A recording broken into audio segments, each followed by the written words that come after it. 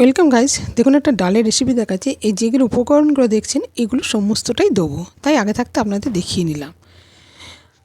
সবজির মধ্যে দিয়েছি আমি ফুলকপি, মটরশুঁটি, সয়াবিন, আর দিয়েছি একটু পেঁপে, টমেটো, আদা, জিরে, লঙ্কা, এসব তো আছেই।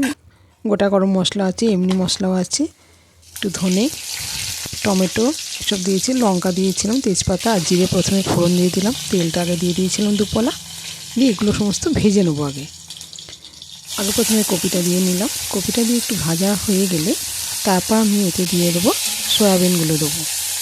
সয়াবিনের সঙ্গে সঙ্গে সব মশলাটাই দিয়ে দেবো, পেঁপেও দিয়ে দেবো আর মটরশুঁটিটাও দিয়ে দেবো। দিয়ে এবার ভালো করে নাড়াচাড়া করে নেবো। এবার এর মধ্যে দেবো একটু ধনে পাতা দেবো, কারি পাতা দেবো, আদা দেবো, লঙ্কা দেবো, টমেটো দেবো। এগুলো দিয়ে এবার সমস্তটাই দিয়ে দেবো, দিয়ে এটাও আমি এর সঙ্গে কষবো। আর শুকনো মশলা বলতে দেখুন নুন, হলুদ, মিষ্টি, একটু ধনে গুঁড়ো দিয়েছি, একটু হলুদ দিয়েছি, আর একটু লঙ্কা গুঁড়ো দিয়েছি, একটু গরম মশলা দিয়েছি।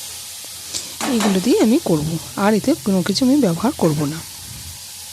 দেখে ভালো করে নাড়াচাড়া হয়ে গেছে। এবার ডালটাকে আমি একটা সিটি দিয়ে রেখেছিলাম, এবার ডালটাকেও ঢেলে দিলাম, দিয়ে ডালটা একটু ভালো করে নাড়াচাড়া করে নেব।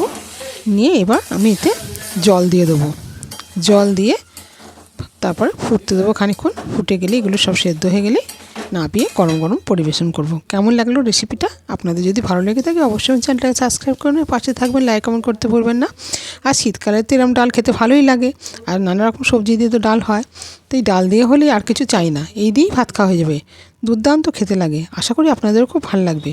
যদি ভালো লাগে আপনারা পারলে ট্রাই করুন, দেখবেন দারুণ খেতে হয়। এই ছিল আজকের রেসিপি।